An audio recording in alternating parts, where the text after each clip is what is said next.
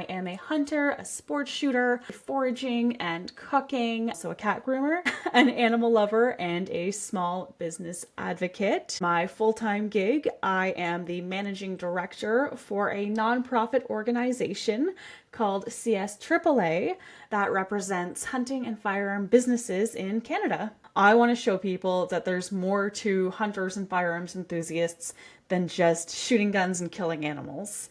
So in each episode, I'm going to be sitting down with men and women from the hunting and firearms community that we all know and love to learn more about who they are as people outside of the guns and the hunting.